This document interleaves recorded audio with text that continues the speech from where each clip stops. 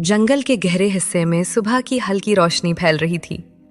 दरख्तों के साए जमीन पर लरज रहे थे। एक नन्हा हरन का बच्चा कांपता हुआ झाड़ियों के पास बैठा था। उसकी एक टांग पत्थर से टकराकर जख्मी हो गई थी और वो अपनी माँ से बिछड़ चुका था। दर्द और खौफ ने उसके दिल को जकड़ रखा था। इसी लम्हे एक शिकारी जंगल में दाखिल हुआ। उसकी नजरें हिरन के बच्चे पर जा ठहरे। वो आहिस्ता आहिस्ता आगे बढ़ने लगा। हिरन का बच्चा भागना चाहता था, मगर उसके कदम साथ नहीं दे रहे थे। करीब ही एक नन्ही चिड़िया दरख्त की शाख पर बैठी सब कुछ देख रही थी। उसका दिल बेचैन हो गया। वो जानती थी कि वो कमजोर है, मगर उसने हिम्मत न हारी।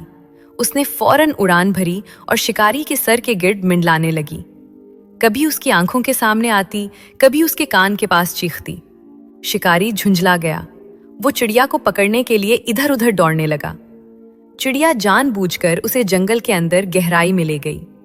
उस दौरान हिरन का बच्चा आहिस्ता आहिस्ता रेंगता हुआ एक घने दरख्त के पीछे छुप गया।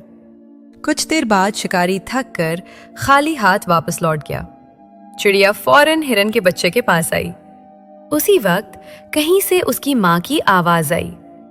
माँ दौड़ती हुई आई और अपने बच्चे को देखकर आंसू बहाने लगी। उसने अपने बच्चे को सीने से लगा लिया। चिड़िया खामोशी से ये मंजर देखती रही। उसकी आंखों में भी नमी थी, मगर दिल में सुकून।